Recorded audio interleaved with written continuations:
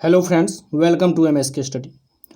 दोस्तों, जैसा कि आप लोगों को मालूम होगा कि अभी हम लोग क्लास 10th NCERT मैथ का सॉल्यूशन कर रहे हैं, जिसमें कि हम पिछला वीडियो में एक्सरसाइज 1 रियल नंबर यानी कि वास्तविक संख्या का सॉल्यूशन कर चुके हैं।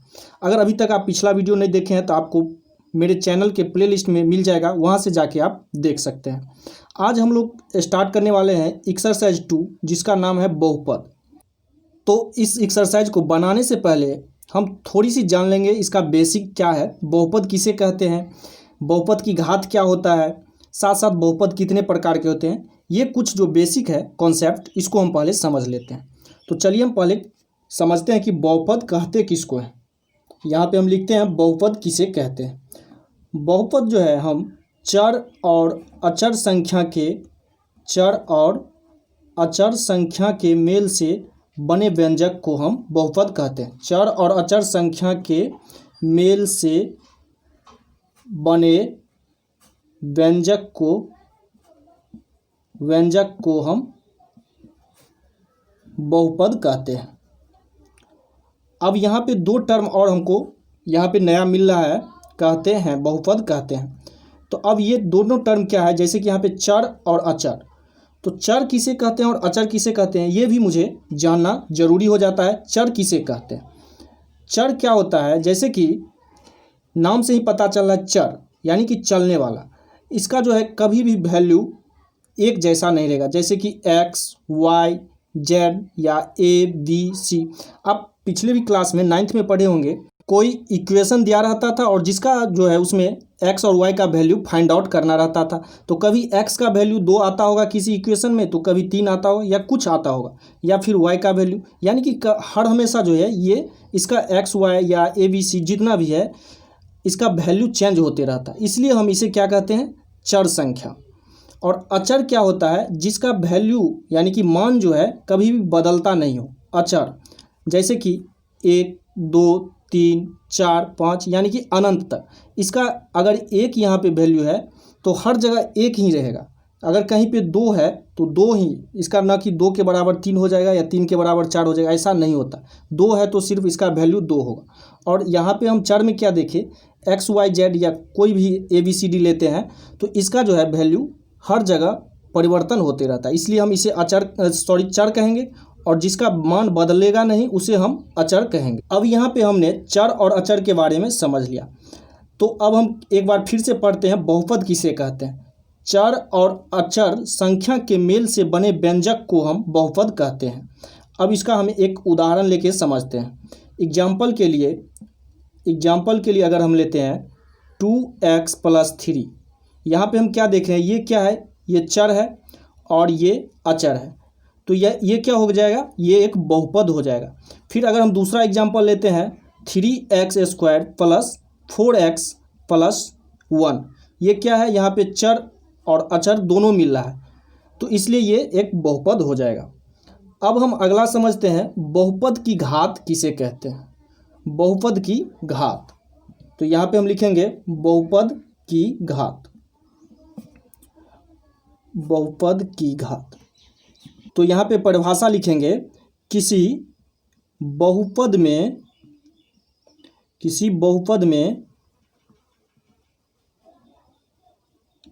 किसी चर के उच्चतम घात को हम बहुपद कहते हैं। उच्चतम घात को बहुपद की घात कहते हैं। अब इसको हम एक एग्जाम्पल के थ्रू समझेंगे कि बहुपद की घात हम किसे कहते हैं।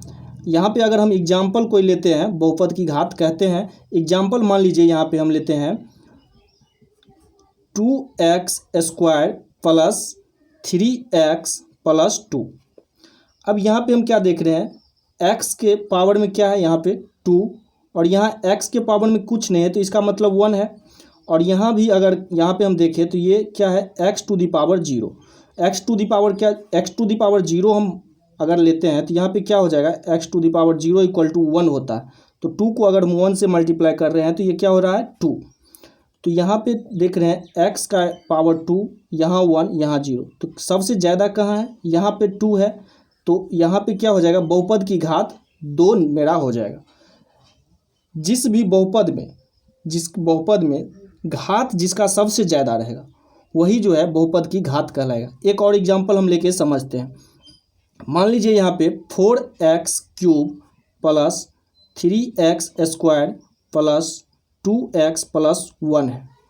अब इसका क्या हो जाएगा बहुपद की घात, यहाँ पे 3 हो जाएगा, क्योंकि सबसे ज़्यादा उच्च यानी कि सबसे ज़्यादा क्या है यहाँ पे किसका घात है 4x³, तो ये 3 जो है क्यूब ये हो जाएगा बहुपद की घात। अब हम समझते हैं बहुपद कितने प्रकार के होते हैं। टाइप्स ऑफ पॉलिनोमियल, बहुपद का इंग्लिश क्या होता है पॉलिनोमियल। तो बहुपद के प्रकार हम समझेंगे। बहुपद के प्रकार, जिस बहुपद का घात 1 होगा उसे हम, जिस बहुपद का घात यहाँ पे लिख देते हैं, जिस बहुपद का घात क्या हो 1 हो, 1, तो वो क्या कहलाएगा रेखीय बहुपद। रेखीय बहुपद या हम रैखिक भी कह सकते हैं, रैखिक बहुपद। अब दूसरा समझते हैं, जिस बहुपद का घात 2 हो, जिस बहुपद का, ये फर्स्ट था और ये सेकंड हो गया, जिस बहुपद का घात क्या हो 2,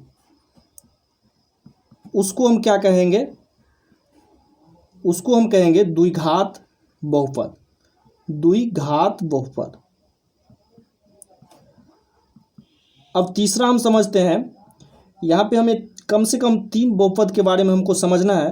तो तीसरा हम समझते हैं त्रिघात बहुपद किसे कहते हैं। तो नाम से ही आप समझ गए होंगे त्रिघात बहुपद किसे कहते हैं। जिस बहुपद का घात क्या हो 3 हो, जिस बहुपद का घात 3 हो तो वह क्या हो जाएगा, वो बहुपद त्रिघात बहुपद कहलाएगा। इसी प्रकार जिसका बहुपद का घात जो है 4 होगा तो चतुर्थात बहुपद कहलाएगा, 5 होगा तो, इसी तरह हम आगे बढ़ते जाएंगे। लेकिन यहाँ पे जो है हमें 3 तक समझना जरूरी है। तो अब इसी के साथ हम अब एक्सरसाइज का सॉल्यूशन करते हैं। एक्सरसाइज नंबर 2.1 प्रश्नावली 2.1 देखते हैं। यहाँ पे प्रश्नावली मात्र एक क्वेश्चन दिया हुआ है, जो कि एग्जाम के पॉइंट ऑफ व्यू से हम देखें तो उतना इम्पोर्टेंट नहीं है, फिर भी एक्सरसाइज में है तो हमें करना है। तो यहाँ पे फर्स्ट क्वेश्चन जो दिया हुआ है मात्र एक, बोला जा रहा है किसी बहुपद px, बहुपद को हम px से डिनोट करते हैं, के लिए y = px का ग्राफ नीचे आकृति 2.10 में दिया है। प्रत्येक स्थिति में px के शून्यकों की संख्या ज्ञात कीजिए। यहाँ पे जो है हमें ग्राफ दिया हुआ है, इसका शून्यक ज्ञात करना है। तो यहाँ पे हम सबसे पहले ये समझ लें कि एक्स एक्सिस को, ये जो रेखा दिया हुआ है ये यहाँ पे अब जैसा कि देख रहे हैं ये और ये सब एक्स एक्सिस को जहाँ पे जितना टाइम्स काटेगा वही जो है बहुपद का शून्यक होगा। यहाँ पे हम क्या देख रहे हैं, एक्स एक्सिस को, मेरा ये एक्स एक्सिस है और ये वाई एक्सिस, यहाँ पे ये जो है एक्स एक्सिस को, ये रेखा आपको नहीं दिखाई दे रहा होगा, ये जो यहाँ पे रेखा है ये एक्स एक्सिस को नहीं काट रहा है, वाई एक्सिस पे काट रहा है, तो इसलिए ये क्या हो जाएगा, इसका बहुपद का शून्यक क्या हो जाएगा 0 हो जाएगा। इसका आंसर हो जाएगा 0, कोई किसी एक भी जगह नहीं काट रहा है। अब सेकंड में हम देखते हैं, ये जो लाइन है, ये लाइन यहाँ पे एक्स एक्सिस को एक जगह काट रहा है, तो ये इसका शून्यक क्या हो जाएगा 1। अब इसमें देखिए यहाँ पे कितना जगह काट रहा है, एक्स एक्सिस को 1, 2 और 3 जगह, तो इसका जो शून्यक हो जाएगा ये क्या हो जाएगा 3। अब नेक्स्ट देखिए फोर्थ में, यहाँ पे फोर्थ में दिया हुआ है ऐसे करके, तो इसका मतलब क्या हुआ, 2 जगह एक्स एक्सिस को काट रहा है, तो इसका जो शून्यक होगा 2 हो जाएगा। नेक्स्ट 5 नंबर ग्राफ में दिया हुआ है 1, 2, 3, 4, तो इसका शून्यक हो जाएगा 4। और 6 नंबर ग्राफ में यहाँ पे देखिए थोड़ा कंफ्यूज करने के लिए यहाँ पे ऐसे कर दिया, कैसे, ये ऐसे लेके ऐसे सटाते हुए ऐसे ले गया। तो इसमें भी हमें क्या देखना है कि एक्स एक्सिस को कहाँ कहाँ टच कर रहा है, 1 जगह, 2, 3 जगह, तो इसका शून्य क्या हो जाएगा 3। तो फ्रेंड्स आज के लिए बस इतना ही, फिर मिलते हैं हम नेक्स्ट वीडियो में। अगर कहीं भी इस एक्सरसाइज में प्रॉब्लम है तो आप हमें कमेंट करके पूछ सकते हैं, और अब वीडियो अच्छा लगा हो तो लाइक कीजिए और चैनल पे पहली बार आए हैं तो सब्सक्राइब कर लीजिए, क्योंकि मैं फिर नेक्स्ट वीडियो अपलोड करूँगा तो आपको नोटिफिकेशन के साथ मिल जाएगा।